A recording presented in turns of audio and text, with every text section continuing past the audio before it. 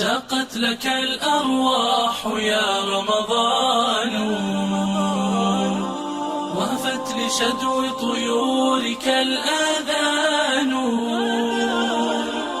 وهمت سحائبك الندية رحمة. بسم الله الرحمن الرحيم. الحمد لله رب العالمين، وصلى الله وسلم وبارك على نبينا محمد وعلى آله وصحبه أجمعين. إلهي سبحانه وتعالى ما هذا ما أنت ديسكله. waxay noo sii socon doonaa casharadeenii bisha Ramadaan waa kulankii toddobaad xagga su'aalahana waa kulankii afraad waxa runtii aan ka cudur daaranayaa dad badan oo su'aalo saddexdii cishe la soo dhaafay sheekhu ka jawaabay runtii soo celinaya waxaan markaa ka codsan lahaa runtii inay dib uga daawadaan bogga sheekha ee Facebook-ga ama YouTube-ka sheekha ama TV-yada markaa Home Cable TV iyo Some News oo habeen walba markaa su'aalaheena ay ka baxaan. waxaan si toos ah markaa u geedgeli doonaa su'aalaha qaybta koobaad ee la xiriidha ahkaamta. sheekh waxa uu leeyahay su'aasha ugu horeysa waxa bisha Ramadaan la qabtaa koobab kubadda cagta ah, taasina waxay keentaa in dadka ciyaaraya qaarkood ay soonka soo jabiyaan ama ay caytamaan ama ay dagaalamaan. marka qofkii qabtay ee koobka dhigay wax dambi ama ku leeyahay. su'aasha labaad waxa uu leeyahay sheekh waxaan leeyahay xanuunka macaanka waxaana aan qaataa dawada macaanka maalintii 4 jeer. marka haddii fidyadii aan bixinayo bisha bilowgeeda aan sii wada bixiyo oo caruur agoon oo baahan aan sii siiyo ma iga gudaysaa. su'aasha saddexaad waxa leeyahay sheekh markastoo aan suxuuranayo minniyo ayaa la iga baahan yahay oo waxaan ilaawaa buu leeyahay niyeysto mise suxuurta aan cunayo ayaa igaga filan niyada soonka. su'aasha afraad waxa leeyahay sheekh qofku isagoo salaad ku jira wax ma loo sheegi karaa? tusaale ahaan oo kale aan guriga ka sii baxay haddaan ku idhaahdo markaad salaada ka baxdo waxaa samee ma samayn karaa ma u sheegi karaa buu leeyahay. su'aasha ugu dambaysa qaybtan waxa leeyahay sheekh aniga oo musaafir ah ayaan ka mashquulay oo aan haleeli waayay salaadii duhur salaadii casar waxaan la tukaday markaa jamaci marka labada salaadood ma duhur ayaan horeysiinayaa mise waxaan horeysiinayaa buu leeyahay salaadii casar. jamaca maxaa lagu gaadhaa oo goorma ayaa la oran karaa markaa qofkaasi jamici ayuu soo gaadhay?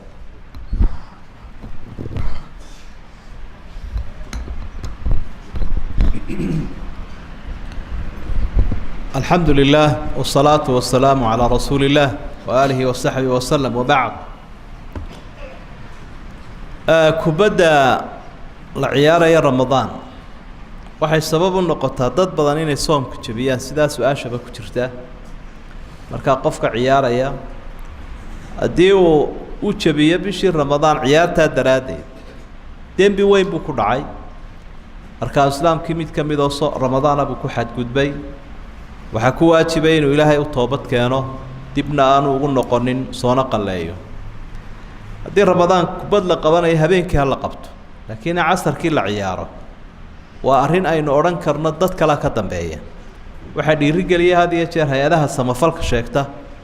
oo daayirta kala dagaalamaya Ramadaanta. marka qofka maal geliya wuxuu soo galayaa ولا تعاونوا على الإثم والعدوان. dembi iyo xadgudub ayay isu kaashadeen ka ciyaaraya kamaal galiiba.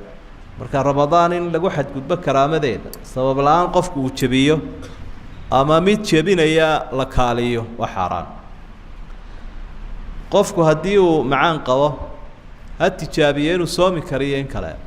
haddaanu soomi karaynin qallayna karayn raashinkun buu bixinayaa. raashinkaasina waa 30 kiilo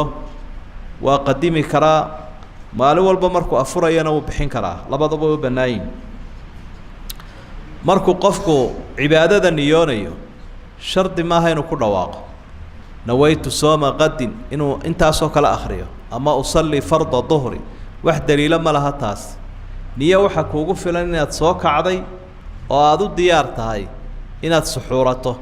maxaad u suxuuranaysaa? dib bari baad soomaysaa intaasaa kuugu filan. النية محلها القلب. نية ماشى لقى النية ذا قلبك. marka waad niyeysantay kala daad ku tala gashay inaad suxuurato aad soonto in wax la akhriyo daliil male. qofku markuu tukanayo haday laga maarmaan noqoto ishaarana waad siin kartaa. gacanta ama waad qaban kartaa si aad u saxdo qibladiisa wixii la mid ah. kelmadana waad ku oran kartaa waanay dhacdayba rasuulku sala allahu calayhi wasalam isagoo salaada ku jira inuu ishaarooyin bixin jiray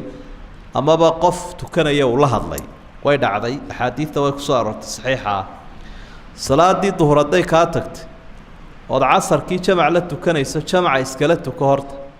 kadibna duhurkii soo celi laakiin haddaanad jamac la tukanayn casarkii baad horraysiinaysaa waxaad horraysiinaysaa baan leeyahay cafwan duhurkii baad horraysiinaysaa kadibna casarkii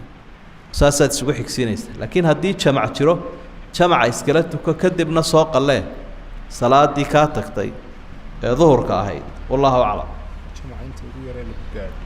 jamaca inta ugu yare lagu gaari karaa macnaha wuxuu uga jeedaa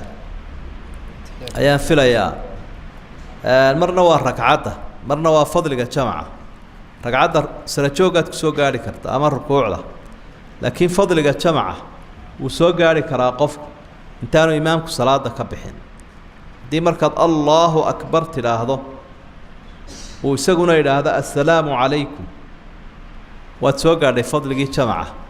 laakiin badownimo waxa ah dadka qaarkoodoo ka baxa oo wuxuu soonaya kol haddaanad fadhiisanba mabaad soo gaadhinba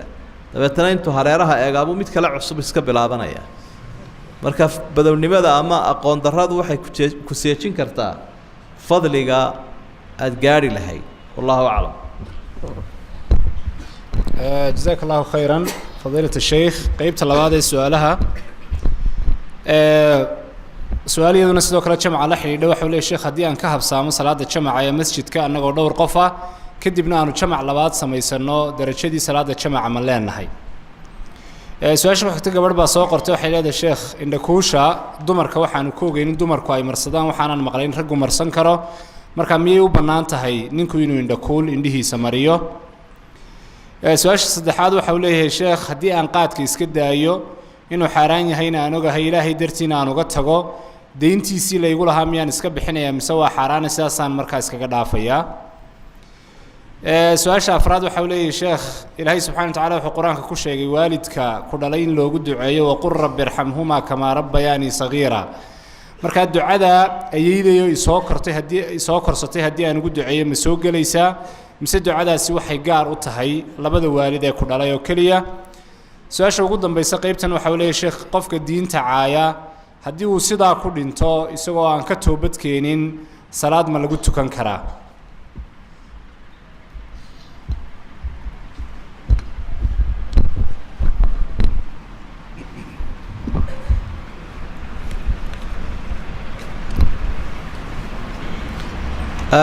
dadku marka ay jamac labaad sameeyaan iyadoo jamacii hore la tukaday way helayaan fadligii jamaca maadaamuu jamaca labaad mashruuc yahay masala khilaafiya weeye jamaca labaad masaajidka ma lagu tukan karaa culimmadu waxay u badan yihiin haa waanay dhacday waqtigii rasuulku sala allahu calayhi wasalam isagoo arkaya jamac labaad in la sameeyey ama uu amrayba sidaa daraaddeed mar haddii jamacii labaad mashruuc yahay oo dadkii ka hore soo gaari waaya jamac labaad ay sameeyaan fadligii way leeyihin indhakuusha iyo raggu wuu indhakuulan karaa litadaawi laa litajamul bay leeyihin culimadu sida dumarku isugu qurxiyaan isuguma qurxinaya raggu laakiin wuu isticmaalaya indhakuusha iyadoo tadaawi loo isticmaalayo sidaa daraaddeed baa rasuulku sala allahu calayhi wasalam waxa uu lahaa ina khayra ma اktaxaltum bihi alإثmid aw khayra ma tadaawaytum bihi alإثmid calaa macna alxadiid indhakuulaa isku dawaysaan waxaa u fiican ka ithmidka la idhaah waa qeyb fiican oo ka mida indhakuusha markaa maadaama uu leeyahay waxa ay isku daawaysaan daaweynba u isticmaalayaan raggu deynta qaadka markii hore aada liqliqday waad iska bixinaysa haddaad bixin weydana waa lagu diliyo waa lagu dakri markaa dadka waxooda intoo la gurto in la yidhaahdo qaad iyo balwad buu ahaa lagu kala bixi maayo qaadku waa xaaraan waa sax haddaad iska daaweysayna allaha ka aqbalo wax fiican baad samaysay laakiin fitnada ka imanaysa iyo dhibaatada daraaddeed dadku waxay kugu lahaayeen iska sii kadibna tala raaci nasiixa waxaad tidhaahdaa war aniguna waan iska daayey adiguna iska daa waxaanaad qaadanaysa iyo waxaad walaaqaysaa midna xalaal maaha taladaa raaci laakiin isqabsiga iyo dagaalka wixii keenaya waa laga feejignaanayaa ducada waalidka waa run ilaahay baa ina faray ama inoo laqimay habkaynugu ducayn lahayn waalidka waqul rabbi irxamhumaa kamaa rabbayaanii sagiira waxaad tidhaahdaa markaad waalidka u ducaynaysa aabbiya hooyo ilaahay ou naxariiso sidii ay anigaba iigu naxariisanayeen markay isoo rabeeyeen ila rabaayadanaa naxariistiya markaa haddii aad aabbiya hooyo dhaafinayso waqul rabbi irxamhum kamaa rabbawnii sagiira jamac baad ka dhigi markaa adiga oo duca ahaanuun maaragtay ugu ducaynaya laakiin markaad lafdiga aayadda raacayso musanahaasaad ku dayn doontaa kadibna waad u wada niyoon doontaa qofka diinta caaya ilaahay rasuulka haddii uu caayo shayadaasoo aan cayba lahayn dabcan waa gaaloobay haddaanu toobad keenin oo la ogyahay inaanu toobad keenina laguma tukanayo laakiin ha la iska hubsado inuu toobad keenayo in kale marka qofka arrintan oo kale ay ka dhacdana waajib waxa ku ah isaga dadka ag joogana waxa sunno waxa u fiican kaalintooda iyagoo qaadanaya in lagula taliyo inuu toobad keeno ilaahay u noqo toobad keen dib u ashahaado laakiin haddii la ogyahay inaanu toobad keenin dee waa gaal waa murtad marka salaad ma leh wallahu aclam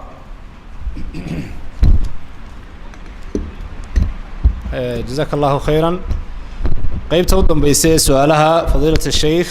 su-aasha koowaad waxa uu leeyahay qofka soo qoray sheekh waxaan ku noolahay dalka dibaddiisa buu leeyahay dalka dibaddiisa aniga iyo ubadkayguba kolkaas sakaatulfidriga waxa iga bixiya waalidkay oo dalka gudihiisa jooga ma iga gudaysaa buu leeyahay sakaatulfidriga la iga bixinayo su-aasha labaad oo iyaduna sakaatulfidriga sii raacda waxa uu leeyahay sheekh waxaan ku noolahay dalka dibaddiisa sakaatulfidrigana waxaan u soo diraa dalka iyo tuuladii aan ku koray qiimo ahaanna waxaa laga yaabaa inay isyar dhaafaan buu leeyahay waxa aan soo dirayo iyo waxa la igu leeyahay kolkaas sidee ayaa la isu waafajinayaa buu leeyahay su-aasha saddexaad saa-ilkani waxa uu leeyahay sheekh waa gabadh waxaan ku noolahay bay leedahay waddamada gaalada waanaan shaqeeyaa isla markaana waxaan ku shaqeeyaa surwaal iyo shaadh aan cawradayda muujinaynin markaa sheekh ma ii bannaan tahay maadaama ay qasab nagu tahay inaanu markaa dharkaa ku shaqayno oo aan naloo ogolayn inaanu dhar kala xidhanno su-aasha afraad waxa uu leeyahay sheekh waa gabadh sidoo kale waxa ay leedahay waxaan ahay gabadh xaas leh ninkaygii oo dalka dibaddiisa ku maqan oo shaqaystaana wax masruufa ima siiyo kolka aan weydiiyana wuxuu igu yidhaahdaa ma hayo marka maxaan ka yeelayaa bay leedahay miyaan codsan karaa markaa furiin su-aasha ugu dambaysa gabadh ayaa soo qortay waxay leedahay sidoo kale sheekh waxaan ahay xaas oo dalka dibaddiisa jooga oo balwadda qaadka leh ayaan isku dhacnay waxaanan ku idhi fur isna wuxuu igu jawaabay bay leedahay waan ku furay oo 3 baan ku furay oo 6 baan ku furay ina kala kaxee aniguna 2 dalqadood umaan ku lahaayo mar hore uu furay baa jirtay subaxnimadiina wuxuu igu yiri waan qaadiraysnaa iyo waxyaabo la mid ah marka dalqadahaasi miyay dhacayaan ay leedahay fadiilada sheekh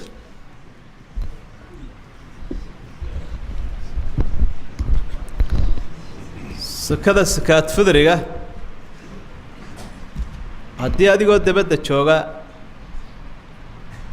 lagaa bixiyo qof gudaha jooga uu kaa bixiyo maadaama aanad haysanin adugu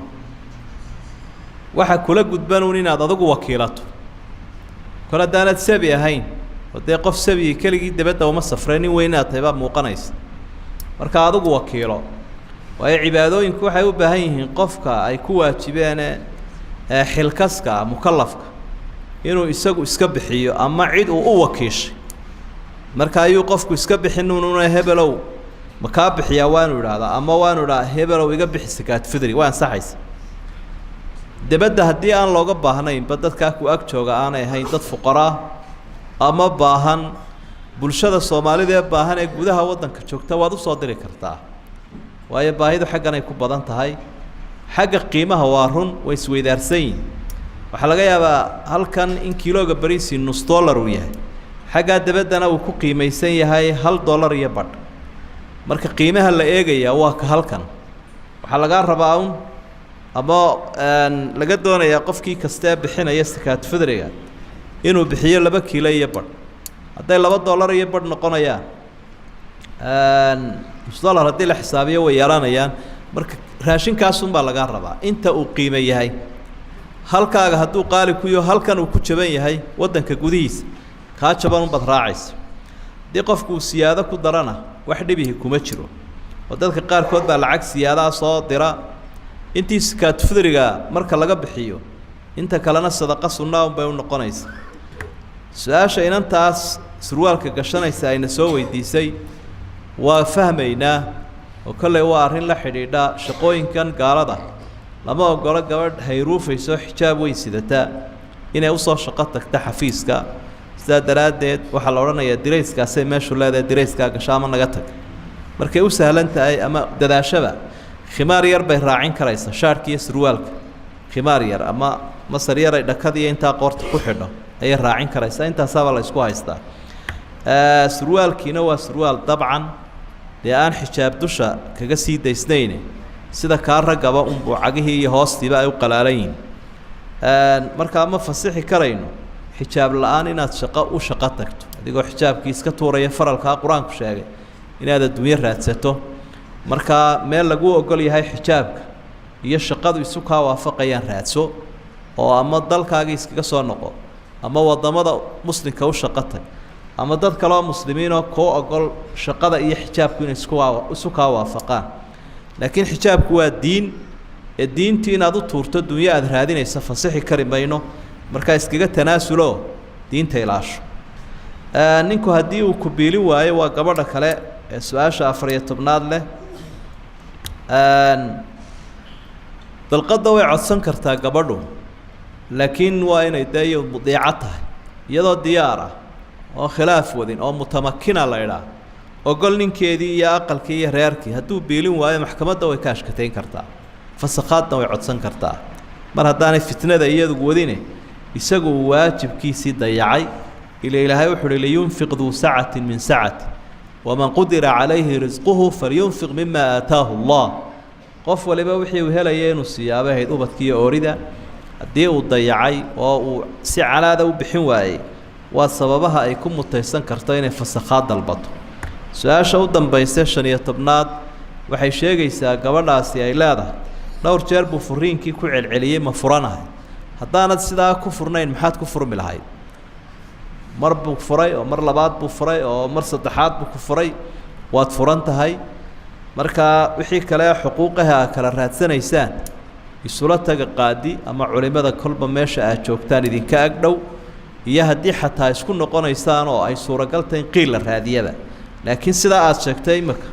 waad ku furan tahay wallahu aclam